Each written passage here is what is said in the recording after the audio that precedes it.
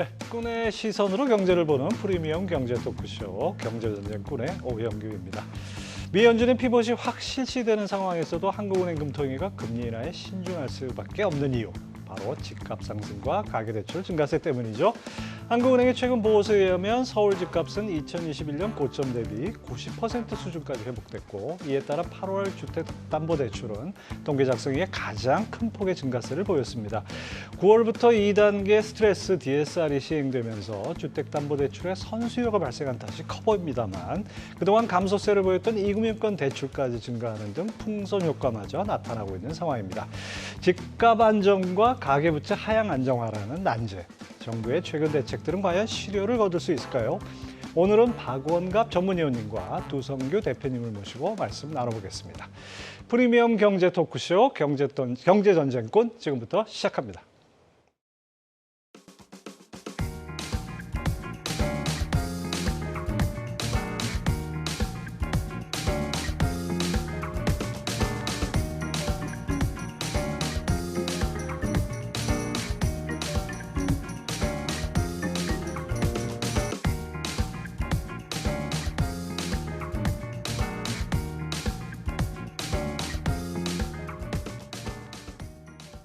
네, 부동산에 대해서는 정말 많은 분들이 관심을 가지실 것 같은데요.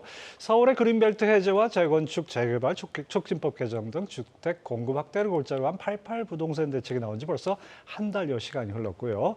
이달부터는 2단계 스트레스 DSR의 시행으로 주택담보대출 규정도 강화되었는데요.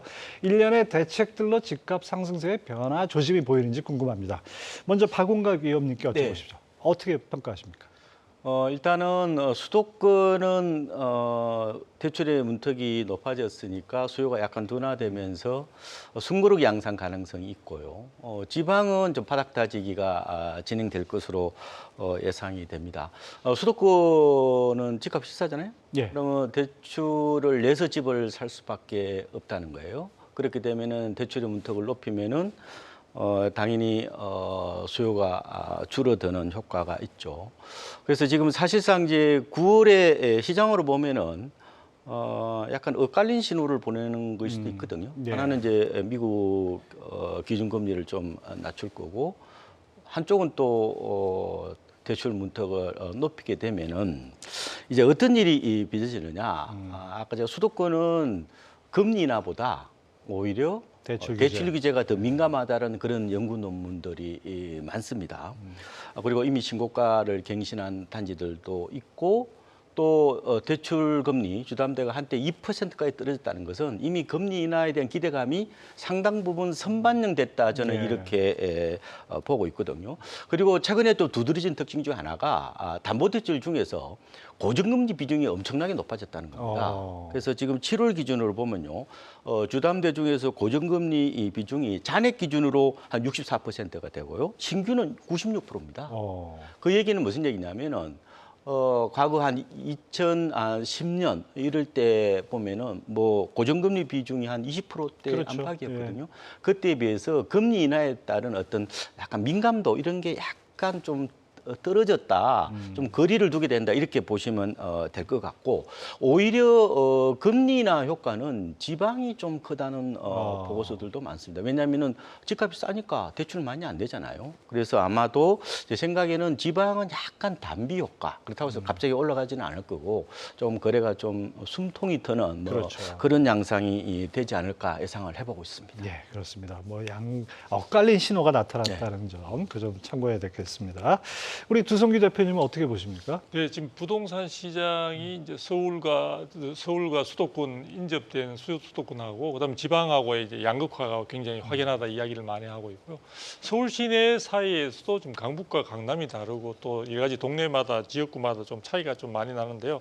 일단 이제 최근의 흐름 자체는 결국은 이런 양극화 속에서도 굉장히 이제 신규 매물이라든지 신규 분양 물량을 중심으로 해서 굉장히 수요자들이 많이 이제 몰려드는 그런 어떤 쏠림 현상 등으로 인해서 사실 그것으로 인해서 단기간에 급등한 측면들이 있다 보니까 그 부분에 대한 피로감 누적으로 인해서 이제 얼마 전에 조금 주춤하는 그런 부분이 보이는데, 사실 그것도 상승폭 자체가 일부 주춤했던 것이기 때문에 전반적인 상승세의 큰 흐름에는 뭐 별로 영향이 없는 것이 아닌가 이런 생각이 들고요. 중요한 거는 저는 지금 여러 가지 가계부채 문제 등으로 하는데 가계부채 등의 어떤 문제와 그다음에 이제 집값 급등이나 이런 부분들에 대한 이제 우려로 해서 금융 당국에서도 대출 규제를 갖다 강화한 상태로 있는데 저는 이 부분과 관련해서도 과연 추석 우리 연휴가 지난 뒤에 이제 실질적으로 미 연준의 어떤 금리 인하의 어떤 그런 부분이 이제 본격적인 액션으로 나오게 되면은 이런 부분이 결국은 국내 한국은행 등 여러 가지 정책 당국에서도 상당히 부담을 줄 것으로 보여지고 이런 부분들이 금리 인하로 본격화될지도 모른다는 기대감이 아까 우리 박원갑 위원께서 어떤 금리 부분에 대한 이미 선반영이 됐다고 하는데 어쨌든 그렇다 하더라도 미국의 그런 액션 자체에 대한 심리적인 부분에 대한 효과가 저는 시장에 좀 반영되지 않을까 그런 가운데 최근에 또 보게 되면은 또 전세값 시장, 전세 시장이 전세값이 굉장히 급등하고 있는데 전세 매물은 별로 없고 그다음에 이제 그러다 보니까 또 분양 시장을 노크를 하지만 분양가가 지금 천정부지로 지금 오르고 있는 상황입니다. 지금 서울 같은 경우에도 3.3제곱미터 한 4,400만 원을 넘어섰다고 하는데요. 최근에 강남 지역의 분양이 계속해 연속해서 지금 대기 중이기 때문에 그까지 끝나게 된다면은 전 1년간을 우리 통틀어서 계산할 때 아마도 5천만 원을 상회할 수도 있다는 그런 전망마저 나오고 있습니다. 그래서 이런 부분 속에서 중장기적인 측면에서 본다면 결국은 공급 부분에 대해서도 정부가 명확한 대안 자체를 제시를 좀 못하고 있다 보니까 그런 부분들이 다 합쳐가지고 저는 추석 명절 이후에 사실은 여러 가지 서울 및 인접 수도권을 중심으로 해서 제가 좀 죄송스러운 말씀이지만 상승세의 시즌 2가 오지 않을까 하는 그런 좀 우려 아닌 걱정을 하고 있습니다. 방송 전에 두 분하고 얘기 나누면서 두 분 공통되게 말씀하신 게 돈이 많이 풀렸다. 그 점이 참 인상적이었는데 뭐 최근에 여러분들 보도를 통해서 아시겠지만 반포의 국민주택 평형 84제곱미터 아파트가 60억을 찍었다. 이런 얘기까지 나옵니다. 그러니까 이게 서울 일부 지역만의 뭐 강남 상부 일부 지역만의 얘기인지 아니면 지금 이렇게 풀린 돈 금리를 낮춘다는 얘기까지 있고 해서 뭔가 또 한 번 이게 시즌2 말씀하신 것처럼 그렇게 전체 시장으로 확대될지 이것도 궁금합니다. 이번엔 두성규 대표님부터 여쭤볼게요. 네, 지금 사실은 조금 전에 말씀하신 대로 가격대 자체가 결국 넘사벽이죠. 많은 사람들에게는 오히려 좌절감을 안겨줄 정도로 굉장히 큰 금액이고 어떻게 본다면은 이런 금액으로서 주택을 거래하시는 분들은 그들만의 이제 리그가 형성되어 있는 것이 아닐까. 그래서 서울에서 단순히 지역 간의 양극화 이외에도 이미 소득 계층 간에 있어서 양극화가 분명하게 존재하는 것으로 이제 보여지고요. 근데 이런 상황인데 사실 이런 부분들이 완화될 수 있는 가능성이 있느냐? 그 부분은 그렇게 쉽게 그 가능성을 찾아보기가 힘든 것 같습니다. 그리고 지금 많은 MZ 세대를 포함해서 신규 시장에 진입하는 분들도 실제로 신축 아파트라는 이 부분에 굉장히 쏠림 현상을 많이 보여주고 있다 보니까 이런 트렌드 자체가 시장 전반적으로 확산되고 있는 그런 추세임을 감안할 때 향후에 있어서 정부가 이런 부분들에 대해서 뚜렷한 대응도 못하고 조금 전에 이야기한 대로 유동성 자체가 본격적으로 부동산 시장으로 만약에 금리 인하와 함께 유입된다고 한다면은 부동산 시장에 있어서 정책 당국이 시장을 좌우할 수 있는 그런 부분들은 조금 힘들지 않을까. 시장은 시장 나름대로 새로운 어떤 방향으로 나아갈 것으로 보여지는데요. 그 방향 자체가 서민이나 무주택 서민들의 어떤 주택 마련에 더 이상의 부담이 되지 않는 쪽으로 사실은 조금 정부 정책 당국이 근본적인 뭔가 변화를 주려고 하지 말고 우리 양몰이 하듯이 그런 부분의 정도의 수준에서 시장이 올바른 방향으로 갈 수 있도록 좀 노력이 필요할 것으로 보여집니다. 그런데 지금 좀 심하게 말씀드리자면 정치권은 아직 이러한 부분들에 대한 위기감을 못 느끼고 한가한 어떤 힘싸움을 하고 있는 것 같아서 안타깝습니다. 그렇습니다. 자, 우리 박원갑 위원님, 이것이 또 한 번 전체 부동산 시장에 이렇게 뜨게 만드는, 그러니까 서울 일부 지역이 아니라 확산될 가능성 이런 거는 어떻게 보십니까? 거래량으로 보면은 지금 확산되는 구조인 것은 맞습니다. 그러니까 서울은 어떻게 보면은 7월이 이제 거의 이 만한 그 5천 건까지 아니 한 8천 건 정도 됐거든요. 그런데 이게 8월 가서는 조금 줄어요. 그런데 이제 경기 인천 쪽으로도 거래가 많이 늘어납니다. 말하자면 탈서울 내 집 마련 수요가 좀 본격적으로 움직이고 있다 이렇게 보시면 될 것 같고 그래서 아마 제 생각에는 물이 이렇게 보면은 아래로 흐르잖아요. 예. 그러니까 집 사는 사람들도 상대적으로 좀 덜 오른 쪽으로 그렇겠죠. 이동하려는 경향이 강하다. 그렇다면은 지금 제 생각에는 강남보다 오히려 마용성보다 지금 그동안 덜 오른 지역들 이쪽으로 수요자들이 좀 이동할 가능성이 있지 않을까 생각이 들고요. 이 반포 60억은 생각보다 좀 충격으로 받아들이는 분들이 많은 것 같아요. 그렇죠. 그래서 이제 강남 내에서는 일종의 이제 경쟁 심리 같은 것도 있거든요. 뭐 저 집은 저렇게 나가는데 우리 집은 뭐야 이런 식으로 그럼 호가를 올리겠다 이런 또 흐름이 나타날 수도 있고 또 물기록가라고 또 과거에 많이 예. 나타났지 않습니까? 그래서 이게 어떻게 보면 집값에 어떻게 보면 굉장히 좀 무주택자 입장에서는 뭐 부정적인 효과일 수는 있겠는데, 근데 이제 저도 이제 두 대표님 말씀은 전반적으로 맞다고 봐요. 그런데 문제는 정부의 대책 부분을 조금은 배제하고 전망하면은 그렇게 될 가능성이 있는데, 저는 서울 기준으로 보면은 한 주간달이 0.3% 넘으면은 이게 좀 이렇게 완전히 이게 이제 불장이거든 한마디로. 예. 그러면 1년에 한 52주니까 그거에도 한 15% 오르는 거잖아요. 법원 통계가 15% 오르면 엄청나게 많이 오르는 그렇죠. 겁니다. 예. 그걸 용납하지는 않을 테니까 결국은 진짜 불장이 돼버리면은 아마 가장 손쉽게 쓸 수 있는 카드가 저는 대출 규제라고 보거든요. 가령 뭐 LTV 한도를 더 낮춘다든지. 아니면 뭐 전세도 DSR을 적용한다든지 아니면 토지거래 허가구역을 뭐 확대 지정한다 여러 가지 그런 대응책이 나올 수 있기 때문에 지금과 같은 어떤 그런 추세만으로 2, 3개월 뒤를 내다보는 것은 다소 좀 조심스러울 수 있겠다. 항상 정부 카드가 단기적으로는 강력한 영향을 미칠 수 있다는 점을 좀 고려하시는 게 좋을 것 같습니다. 우리 박원가 위원님은 네. 이제 이 똘똘한 한치의 네. 저작권자 아니십니까? 그 말을 신조어로 만드셨는데 지금 뭐 그 강남 반포에 원베일리 60억 최고가 신고가 경신했다는 소식이 지금 말씀하신 대로 네. 상당히 충격적이었는데 어떻게 보면 그동안 부동산 시장이 강남 3구가 선도를 하고 네. 다른 지역이 따라가는 형태로 네. 항상 이렇게 오지 않았습니까? 이런 상황이 네. 진짜 추석 이후에 또 이어질 가능성 어느 정도로 보십니까? 어느 정도 있다고 봐야 되죠. 지금은 완전히 꺾인 장은 아니거든요. 그러니까 제 생각에는 아마 서울 같은 경우는 주간 단위로 0.1%대 이하로 떨어져야 어느 정도 이제 안정 국면으로 간다고 보면 될 것 같고, 근데 이제 이미 아까 말씀드린 대로 금리에 대한 기대감, 인하에 대한 기대감으로 인해 가지고 확 이게 인기 지역들은 이미 고공비행을 했지 않습니까? 그래서 저는 추가적으로 그렇게까지는 더 치고 올라가기는 좀 힘들 것 같고, 아까 말씀하신 것처럼 이게 뭐 갭매우기라든지 아니면은 키 맞추기식으로 다른 지역들이 좀 따라가는 양상이 나타날 거다. 그런데 좀 조심하셔야 될 게 있어요. 왜냐하면 이게 항상 이게 돌발적인 변수가 나타나기 때문에 그렇습니다. 그래서 항상 이 고점을 찍은 아파트들은 좀 조심을 할 필요가 있어요. 예. 그래서 저는 금리 인하 효과보다 오히려 정부 대응 쪽을 조금 무게 중심을 두는 편입니다.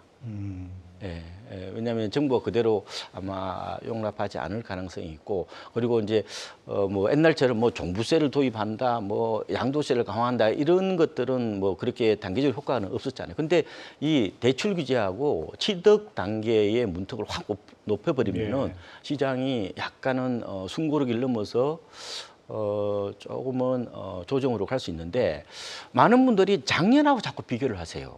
작년하고 너무 비슷하거든요, 지금요. 예. 작년도 9월 27일 아마 기억하실 겁니다. 그때에 이 특례 보금자리론 일반형 판매가 중단되고 또 대출 50년짜리도 또 없어졌잖아요. 지금 대출 규제가 거의 비슷하죠. 그렇죠. 그런데 그때하고 지금하고 차이가 있습니다. 그때의 10월 들어서 미국의 10년물 국채가 장중으로 5%를 넘었습니다. 이게 채권 시장이 발작을 한 거거든요. 그렇죠. 저는 그게 상당 영향을 미치다고 봅니다. 그런데 지금은 어떻게 돼요? 지금은 오히려 금리를 인하한다는 얘기는 유동성을 더 공급한다는 어떤 그런 측면이 있기 때문에, 그래서 작년에는 보통 9월이 정점이었고 10월, 11월, 12월 그러니까 3개월 동안에 생각보다 좀 가파르게 조정을 받았는데, 이번에는 아마 그렇게 되기는 좀 어려울 것 같다. 그래서 저는 조정은 좀 더 봐야 될 것 같고요. 1단계로는 좀 저는 매수세 둔화, 그다음에 숨고르기. 그리고 좀 더 진행되면 아마 조정 정도로 가지 않겠느냐. 그런데 중요한 거는 작년보다 그렇게 심하게 확 떨어지는 어떤 국면은 아닐 거다 이렇게 보는 그렇습니다. 겁니다.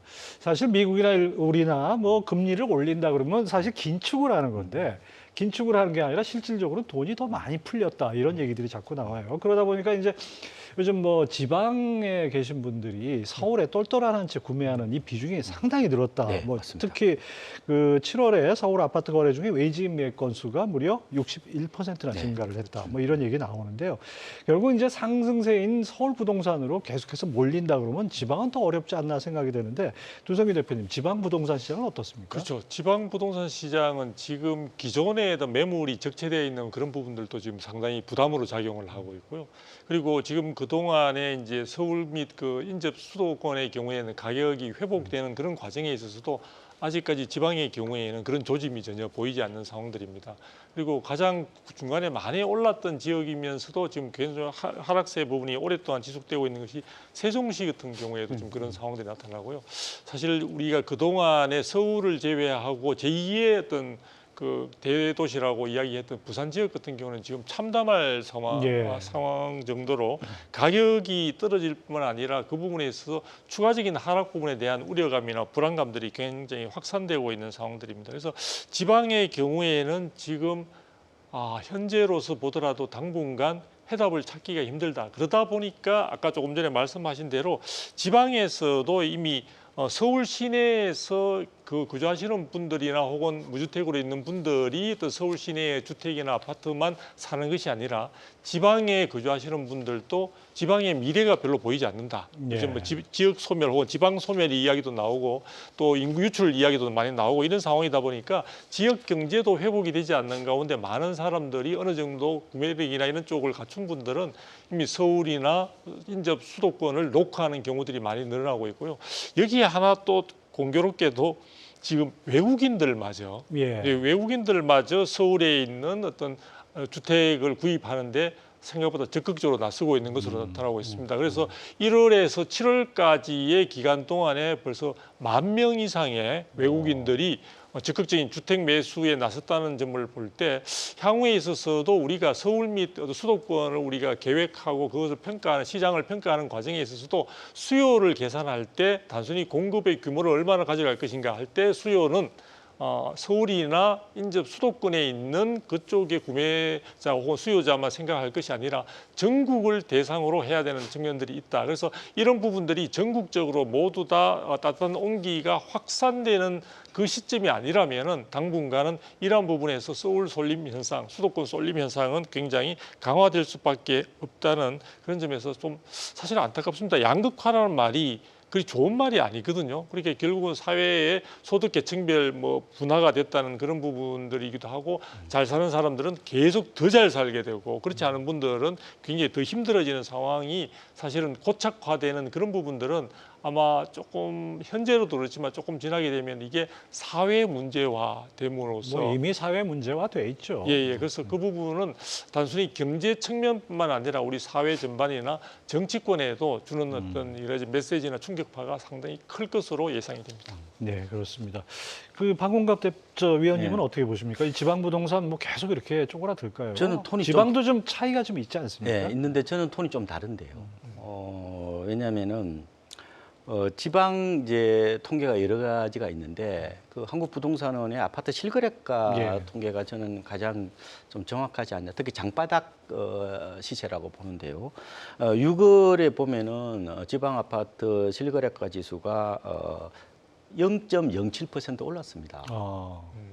그리고 7월도 이제 이게 잠정 지수라고 이제 나오는데 약간 선행성을 띠고 있거든요. 이것도 0.05%로 약간 강보합으로 전환이 됐다 이렇게 보는데 두 박사님 말씀하신 것처럼 지금 미분양의 80%가 지방에 있고 젊은 인구들 자꾸 유출되고 이런 여러 가지 펀더멘탈이 튼실하지 않은 것도 있기는 하지만 일단은 서울발 훈풍이 전 어느 정도 영향을 미칠 거로 보고요. 그 다음에 제가 금리 인하 효과는 오히려 수도권보다 지방이 좀 더 예, 클 수 있다 말씀을 드렸는데 그러면은 뭐 미국이 낮추고 또 뭐 한원이 어쨌든 뭐 좀 시차를 두겠지만 금리가 낮아진다면은 조금이라도 좀 거래의 숨통이 틀 가능성이 있다. 저는 이렇게 보고요. 예.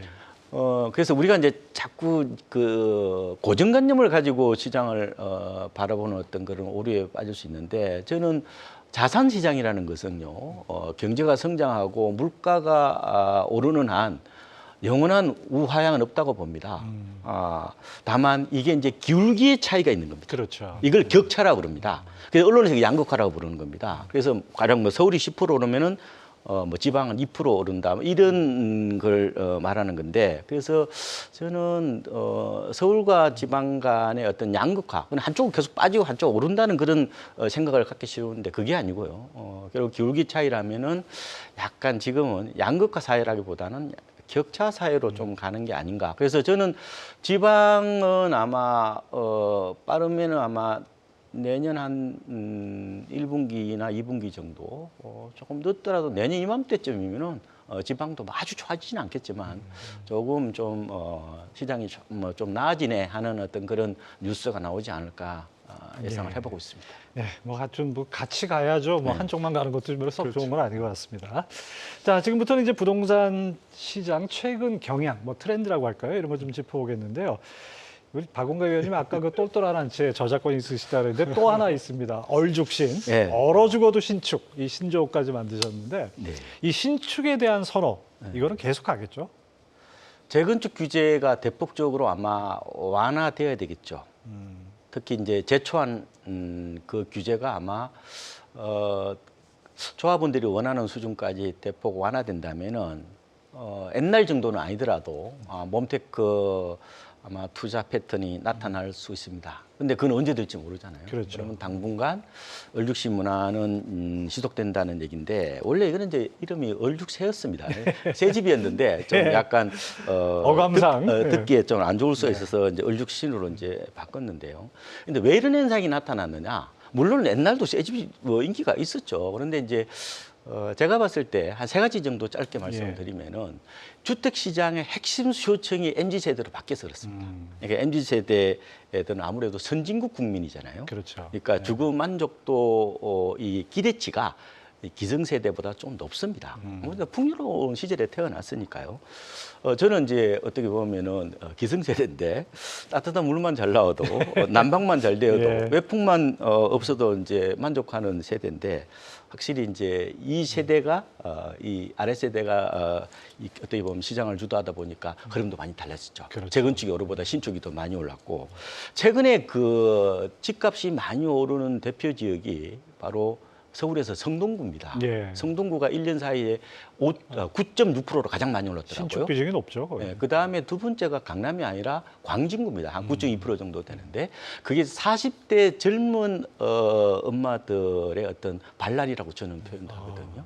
그러니까 기본적으로 이 이제 성동구 집값이 오르는 게 도심이나 뭐 강남의 접근성도 좋고 거기 또 금호동이나 이런 옥수동 쪽에 신축이 많이 들었었죠. 예. 그러니까 준신축도 많고 그러다 보니까 그쪽으로 이제 이동하는 어떤 그런 측면이 있고요. 그다음에 이제 가치관적으로 보면 약간 현재주의적 어떤 그런 경향이 좀 강하다는 겁니다. 뭐 욜로 그다음에 막 플렉스 소비, 뭐 까르페 디엠 이런 얘기들이 예. 대부분이 이제 현재가 중요하다는 어떤 개념이죠. 뭐 기성세대는 뭐 재건축 아파트 뭐 될 만한 하나 사서 뭐 4, 5년 정도 이렇게 좀 고생하다 보면 나중에 뭐 껌 먹고 알 먹는 이런 게 하나의 투자의 어떤 흐름이었는데 지금은 그걸 못 믿겠다는 거죠.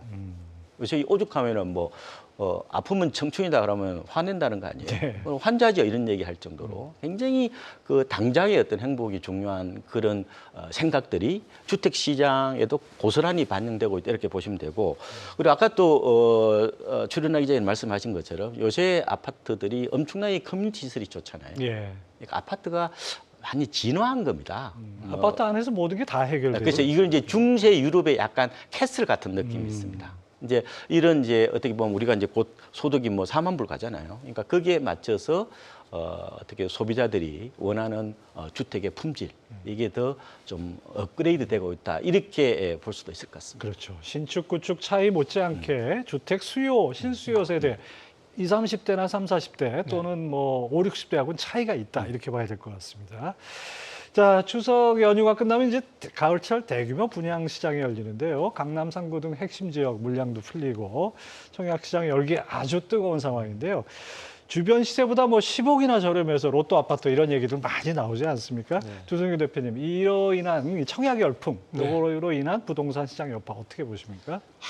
지금 뭐 최근에 우리 조금 전에도 이야기했지만 이제 금수저 논란도 좀 나오고 있고요. 신혼 부부가 이제 특별 공급을 받는데 그 해당되는 아파트의 가격이 강남 쪽에 있어서 24억 원에 네. 해당되는 그 부분이 과연 지금 기준으로 보면은 이제 부부 합산 월 그 세후의 어떤 그 소득이 월 660만 원 이하로 지금 기준이 되어 있는데요. 그 기준에 해당되는 어떤 신혼 부부가 과연 24억에 해당되는 어떤 주택을 과연 분양받아가지고 그걸 갖다가 고스란히 이제 중도금이나 이걸 납부할 수 있느냐? 제가 볼 때는 그런 쉽지 않은 상황들이고요. 예. 결국은 이제 부모님의 도움을 받는 말 그대로 금수저 논란이 이제 이렇게 해서 생겨나게 되는데요. 그런 그 분양을 받고 좋은 차익을 남길 수 있는 주택의 기회 자체가 정말 금수저에 해당되는 사람들에게만 집중되고 쏠림 현상을 보이는 것 자체가 좀 상당히 문제가 크다고 보여지고요. 또 경쟁률도 지금 최근에는 엄청나게 많이 올라가고 있는데 제가 좀 더 강조해서 좀 말씀드리고 싶은 것은 조금 전에 우리가 이제 박 의원님께서 말씀을 하실 때 광진구 쪽하고 성동구 쪽의 분양이 지금 굉장히 주목을 많이 받고 또 사실 가격도 굉장히 상승률이 높다고 예. 볼 수 있습니다.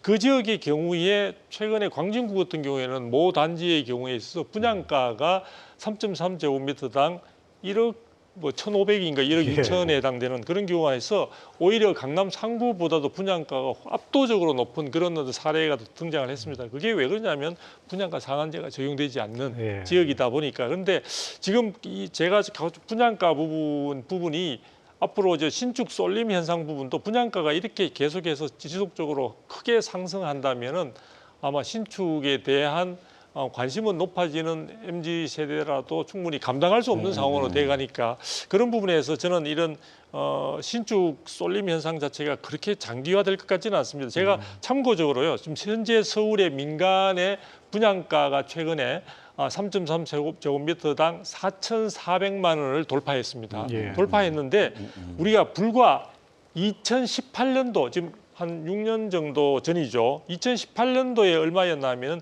2,192만 원이었습니다. 그러니까 무려 한 4년 사이에 100% 이상 그런 상승한 부분들이 있다 보니까 이런 부분들이 결과적으로 본다면은 상당히 사회적으로 많은 갈등과 불안 요인으로 작용할 수 있는 측면도 있다. 그래서 저는 지금 강남 3구에도 분양가 상한제가 강남 3구와 용산구에 적용이 되다 보니까 그쪽에서 분양만 받기만 하면은 그 부분과 관련해서 충분히 혜택을 누릴 수 있는데 그러면은 이 부분에서 결국은 충분한 자격이나 구매력을 갖춘 사람들에게만 기회를 주는데 그 사람들은 최소한 되게 한정적이냐? 이번에 강남 쪽에 상당히 자기 대출 부분이 한도가 있기 때문에 또 제한이 있기 때문에 실제로 10억 이상의 현금을 가지고 있는 사람만이 가능한데 경쟁률이 지금 100대 1, 200대 1을 넘어서고 있고요. 예.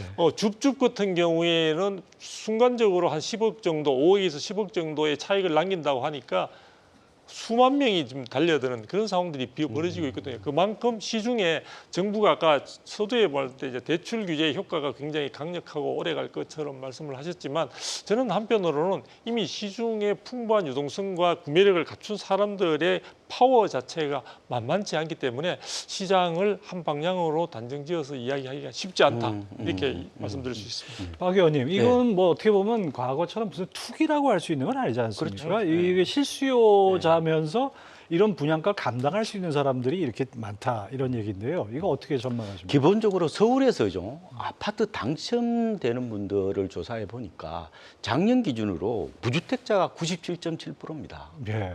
그러니까 일부 지금 규제 지역도 추첨제가 들어와 있잖아요. 그래도 대부분이 무주택자들이 당첨받는다 이렇게 보시면 되고, 특히 지금 서울 수도권 광역시에서는 추첨자 물량이 있잖아요. 그게 거의 50% 가까이가 무주택자한테 주는 겁니다. 그러니까 집 한 채 있는 분들은 당첨 기회가 그렇게 많지 않다 이렇게 보시면 되는데, 근데 최근 들어서 보면은 강남권에 이게 청약자들 뚜껑을 열어보면은 기본이 70점이에요.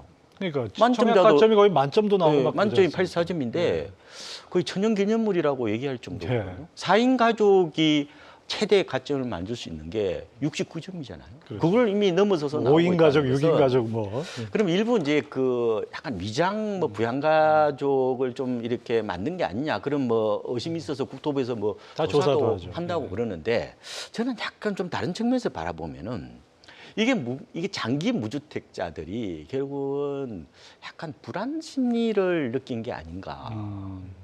그러니까 지금 분양을 받아야 된다고 생각을 하는 거잖아요. 왜냐하면 계속 인플레 때문에 분양가 인플레 때문에 분양가가 높아지니까. 예.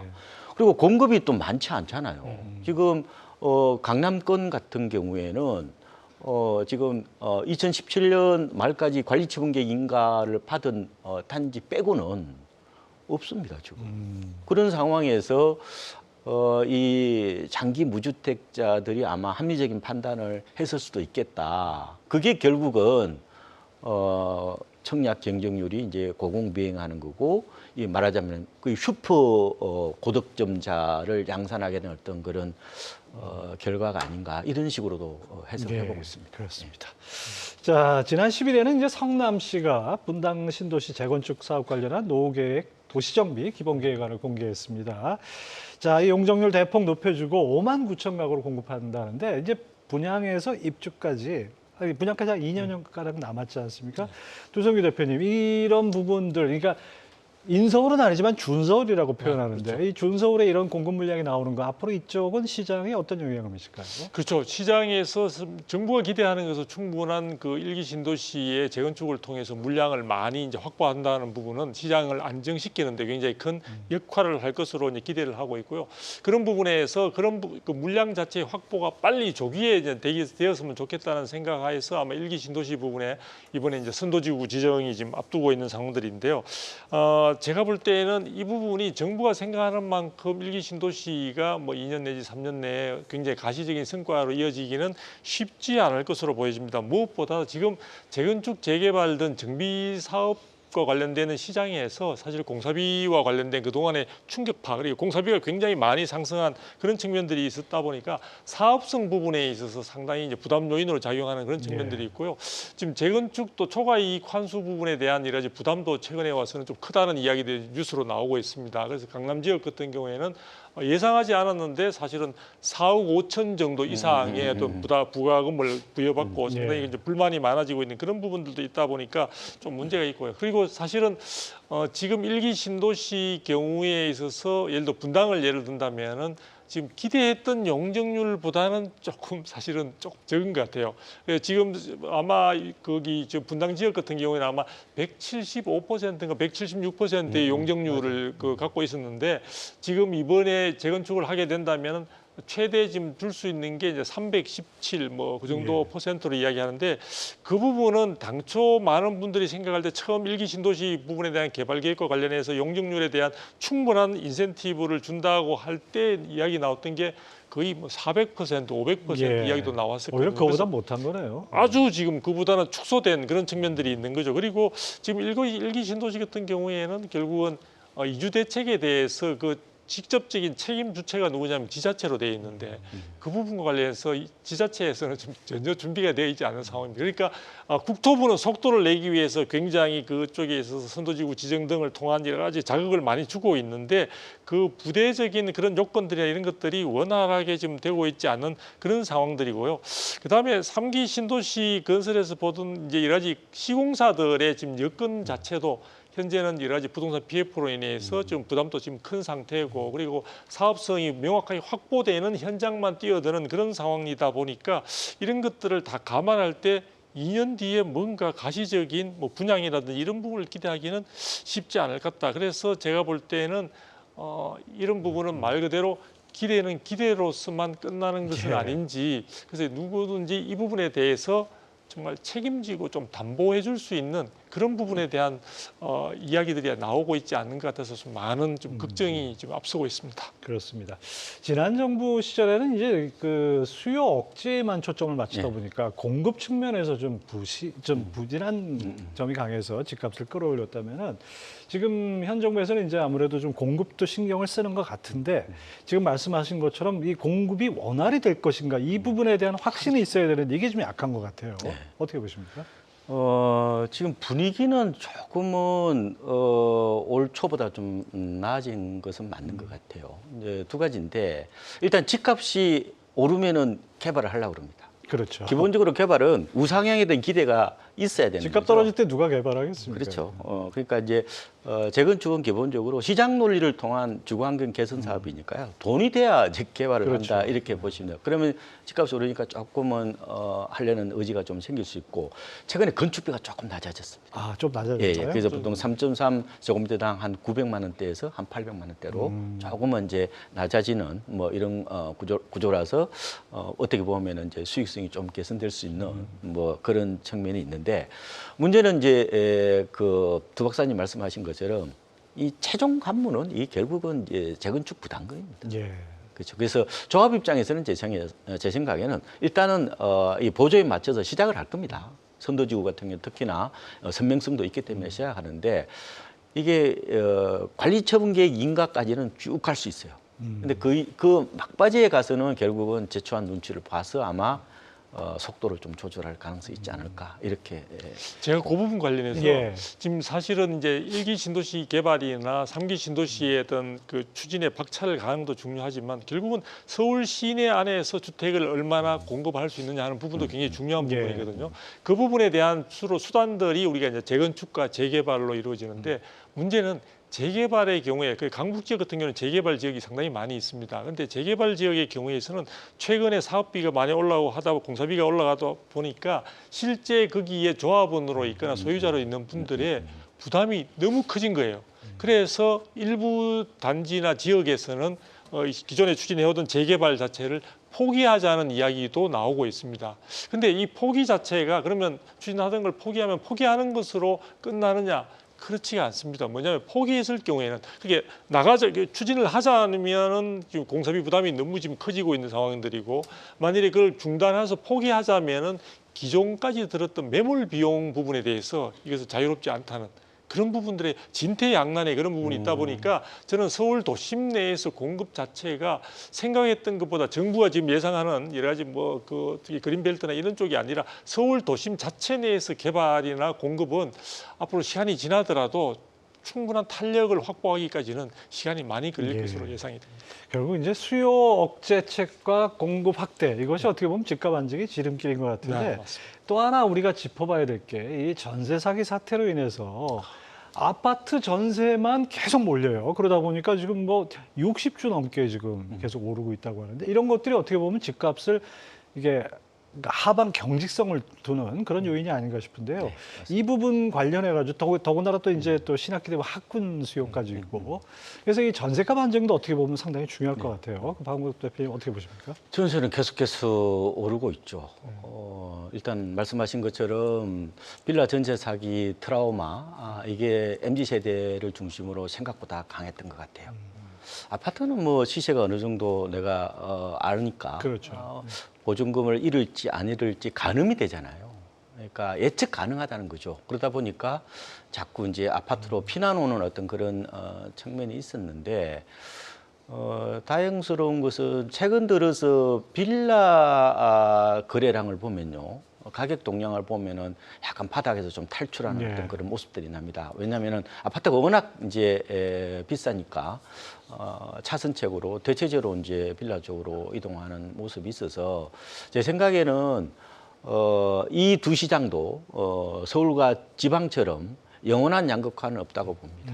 아마 빌라도 약간은 저는 나아질 거다. 그런 통계들이 지금 나오고 있는데 다만 이 어떻게 보면 흐름을 차별화 양상을 좀 꺾기는 좀 어렵지 않을까 이렇게 좀 예상을 해보고 있습니다. 그렇습니다. 뭐 어떤 전세 수요가 좀 분산이 돼야 좀 전세값 안정되고 그러면 이제 집값도 좀 어느 정도 안정을 기대할 수 있는데 전세 시장에서 계속 또 밀어 올리는 것 같은 그런 느낌이 듭니다. 그러니까 지금 저도 이제 금리 인하 부분을 좀 조심스럽게 볼 수밖에 없는 게 전세 대출은 변동금리잖아요. 예. 그러면 금리가 낮아지면은 고가 전세에 대한 수요가 늘어납니다.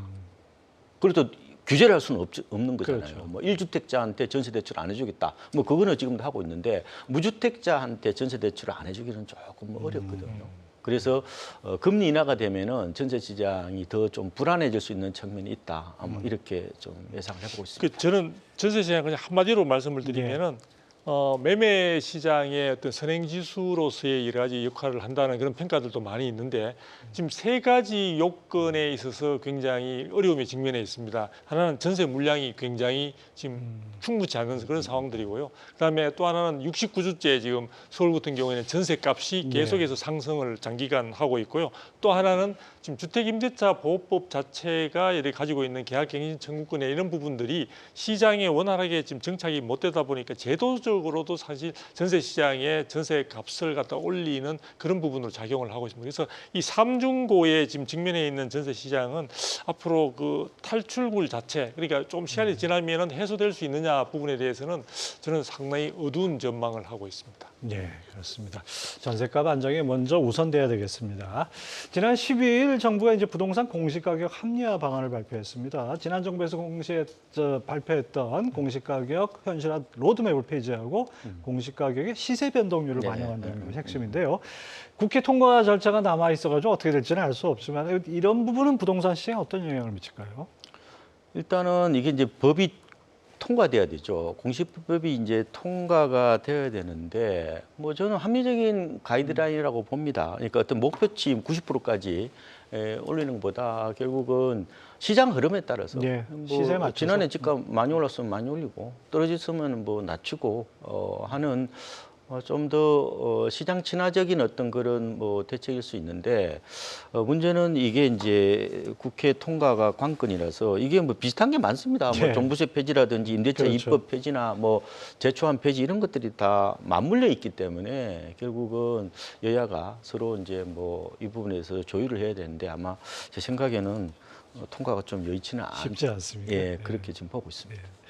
하여튼 뭐 여러 가지 그 집값 안정을 위한 대책 또는 무주택자 내집만을 돕기 위한 여러 가지 대책들 나오는데 정작 집값 안정을 위해서 가장 시급한 조치가 무엇일까 이게 궁금한데요. 특히 이제 청약제도 개편을 해야 된다 네. 이런 얘기를 하는 분들이 네. 있습니다. 이 부분에 대해서 우리 주성기 대표님 어떻게 보십니까? 그렇죠. 사실 청약 제도를 이야기하자면은요, 전반적으로 이제 많은 분들이 청약 시장을 왜 그냥 노크를 하느냐라고 했을 때 그동안은 보면 가장 저렴하게 내 집 마련, 그리고 또 가뜩이나 신축을 확보할 수 있다는 부분, 그리고 대부분 우리가 선분양으로 이루어지다 보니까 상당히 내 집 마련을 하는 데 있어서 시간적인 부분에 대한 어떤 준비 과정들도 충실히 할 수 있다는 그런 긍정적인 효과가 컸다고 볼 수 있습니다. 그런데 청약 제도 자체가 처음에 탄생할 때는 결국에는 나라 국가에서 충분한 무주택자들에게 주택을 공급하기가 수요에 비해서 사실 충분치 않았기 때문에 사실 추첨제를 통해서 많은 사람들에게 골고루 기회가 갈 수 있도록 그렇게 했었는데요.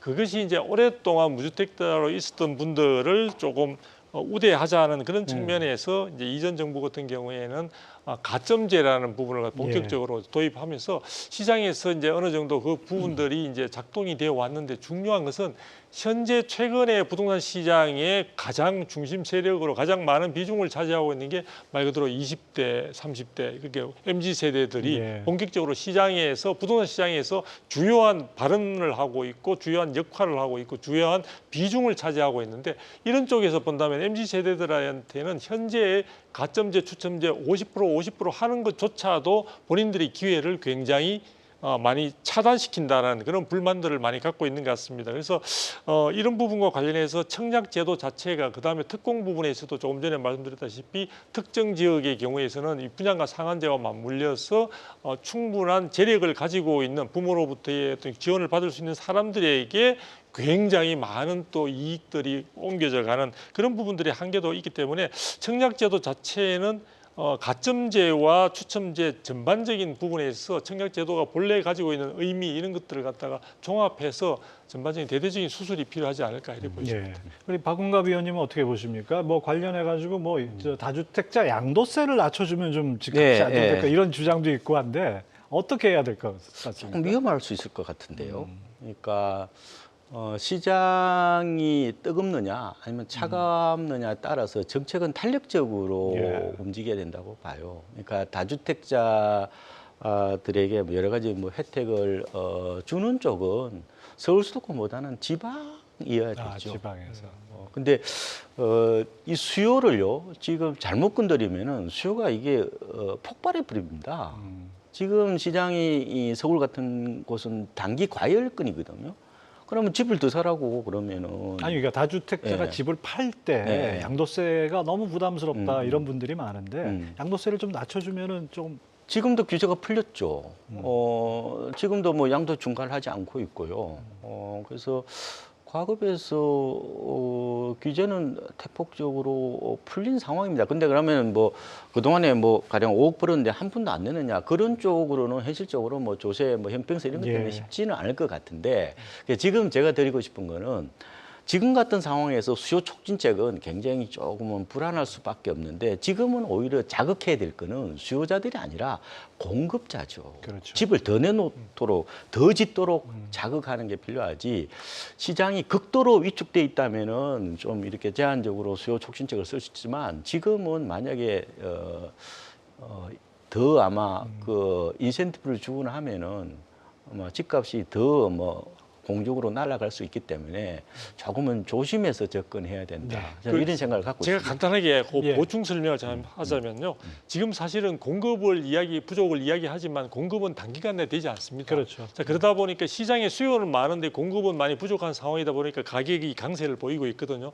이 부분을 당장에 해결할 수 있는 방법은 기존 주택 자체가 시장에 많은 매물로 나올 수 있는 부분들이고 그 부분은 다주택자들이 주로 여유 있는 주택들을 가지고 있기 때문에 시장에 나올 수 있는 제도적 환경을 만들어준다는 차원에서 사실 지금 다주택자들의 어떤 양도세 부분에 대한 완화를 갖다 할 필요가 있는데 근데 생각했던 것보다 지금 벌써 내년 우리가 5월까지인가 하면 지금 그게 중과 유예가 돼 있는 예. 상황. 규제 지역에 대해서만. 아, 그렇죠. 예, 예, 예. 근데 그 부분이 그렇게 효과를 지금 효과는 별로 보고 있는 건 없다. 없다 네. 보니까 지금 정부가 지금 난감한 그런 상황이다 이렇게 보여집니다. 그렇습니다. 그러니까 지금 아파트 양도세나 빌딩 양도세나 같습니다. 규제가 대폭 완화돼. 그동안에는 아파트가 뭐 주택이 높았지만 그걸 다 완화를 했지 않습니까? 예.